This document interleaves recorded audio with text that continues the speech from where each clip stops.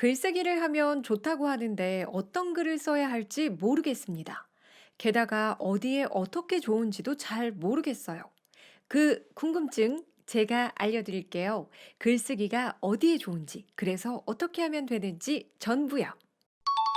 안녕하세요. 적은길의 돈말글 연구소 소장 적은길입니다. 학교를 졸업한 뒤에는 자리에 진득하게 앉아서 글을 쓰는 일이 별로 없죠. 일 때문에 해야 하는 업무가 아닌 이상 글을 쓴다는 게 일상적인 일은 아닐 거예요.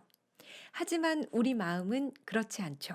내 안에 문학 소년 소녀가 있잖아요. 그 소년 소녀가 글을 쓰고 싶다고 말을 하잖아요. 그래서 오늘 참고한 책은 글쓰기가 필요하지 않은 인생은 없다입니다. 김혜리 작가의 책이에요. 25살에 첫 책을 출간한 뒤 꾸준히 책을 쓰고 있는 작가입니다. 김혜리 작가가 왜 글쓰기를 추천하는지 아세요? 글쓰기는 읽기와 달리 온몸으로 하는 행위거든요. 정신을 딴 데 팔고는 절대 할 수 없는 일이 글쓰기입니다. 최대한 내 마음에 집중을 해야 글을 쓸 수 있어요. 그래서 글쓰기는 그 어떤 심리 치료보다 강한 치유의 효과를 발휘합니다. 글을 쓰면 쓸수록 내 마음이 더 건강해지는 것은 물론이고, 내가 원하는 게 무엇인지 내 마음을 잘 알 수 있게 되거든요. 지금부터 그런 글쓰기를 어떻게 시작할 수 있는지, 글쓰기의 효과가 무엇인지 자세히 알려드릴게요. 첫 번째 추천 글쓰기는 욕 노트예요. 노트 한 권을 마련하고 표지에 욕 노트라고 써주세요. 그리고 슬프고 답답한 날, 나를 힘들게 한 사람이 있는 날, 그 노트를 펴고 마음껏 욕을 써주시기만 하면 됩니다. 글쓰기는 내 생각을 나에게 털어놓는 과정이에요. 일종의 명상이죠. 그 아무것도 아닌 것 같은 행위가 얼마나 큰 위로가 되는지 아세요? 제가 이거 실제로 해 봤거든요. 학교 다닐 때 내 마음을 상하게 하는 친구부터 직장 생활할 때 나를 억울하게 하는 사람까지 제가 욕 노트 좀 써 봤습니다. 일일이 뒷담화를 할 수가 없잖아요. 그렇다고 그냥 넘어가기에는 마음이 너무 답답하잖아요. 그래서 글로 썼죠. 그때마다 속이 좀 풀리더라고요. 나중에는 블로그에 비밀 게시판을 만들어서 쓰기도 했어요. 그런데 이 과정이 심리 치료의 한 기법이기도 하대요. 미국에서는 일찍이 독서 치료, 시 테라피, 저널 쓰기 등 글쓰기로 사람의 마음을 정리하게 도와주는 치료가 있다고 합니다. 저는 정말 공감하는 게요. 욕 노트도 마음 정리가 되거든요. 그냥 욕만 하고 끝나는 게 아니에요. 처음에는 상대를 비난하는 글로 시작을 했어도 글을 쓰다 보면 이 상황이 왜 발생했는지, 나는 어떤 행동을 했어야 했는지, 다음에는 이럴 때 어떻게 하면 좋을지 등을 생각할 수 있게 해주거든요. 그러면 마냥 속상하기만 하지 않아요. 내가 지금 짜증이 나는 게 어떤 원인 때문인지를 정확히 알게 돼서 어느 정도 마음이 풀리게 됩니다. 이거 진짜 꼭 한번 해보세요. 강력히 추천합니다. 두 번째 추천 글쓰기는 문제 해결 노트예요. 역시 노트 한 권을 마련하고 표지에 문제 해결 노트라고 써주세요. 노트의 왼쪽 페이지에는 내 마음을 가득 채우고 있는 걱정, 고민, 불안 등의 요소를 모두 적어주세요.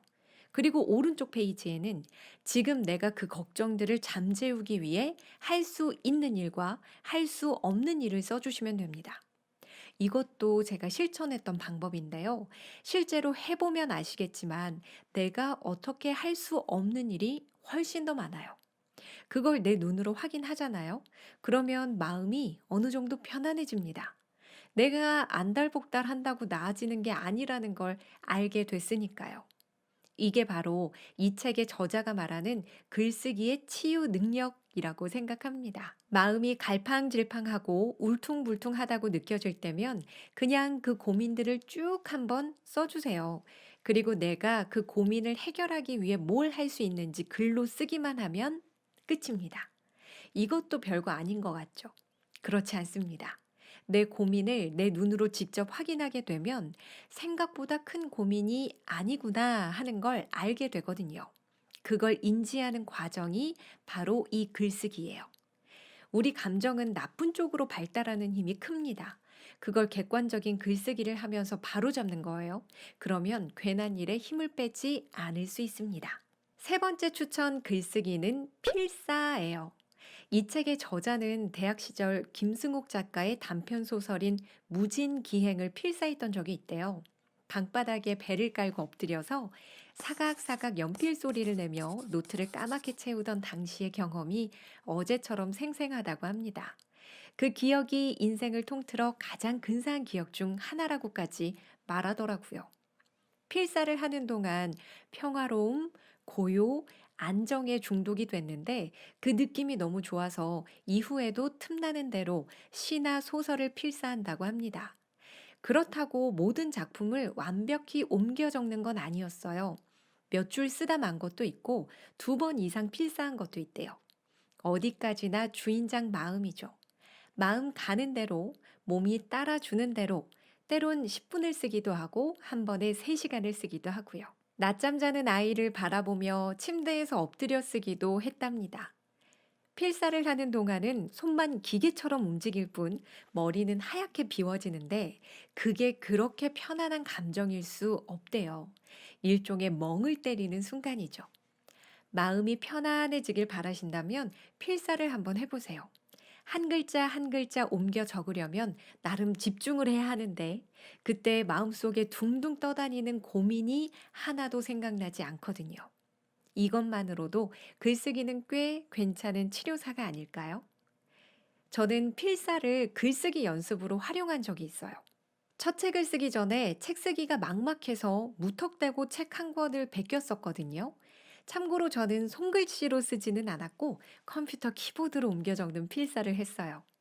어쨌든 책 한 권의 필사를 다 하고 났더니 책의 구성, 작가의 문장력, 표현력 등이 익숙해지면서 제 글을 쓰는데 도움이 되더라고요. 어떤 책을 필사하면 좋을지 궁금하신 분들을 위해 김혜리 작가가 추천한 책 목록을 알려드릴게요. 인문사회 에세이 분야에서는 피천득의 인연, 이혜인의 꽃이 지고 나면 잎이 보이듯이, 법정 스님의 무소유, 김훈의 자전거 여행, 헬렌 리어링의 아름다운 삶, 사랑 그리고 마무리, 에이리 프롬의 사랑의 기술이 있고요.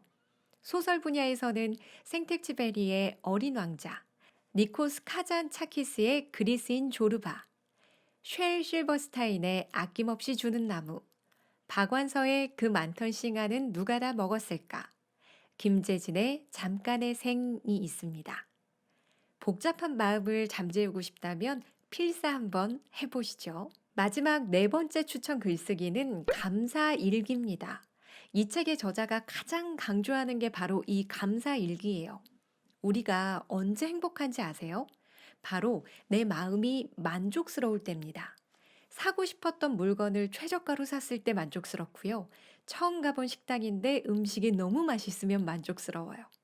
행복은 곧 만족하는 마음입니다.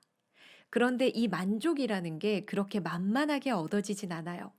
오늘 하루 어디 다치지 않고 무사히 보냈다는 것에 감사하다?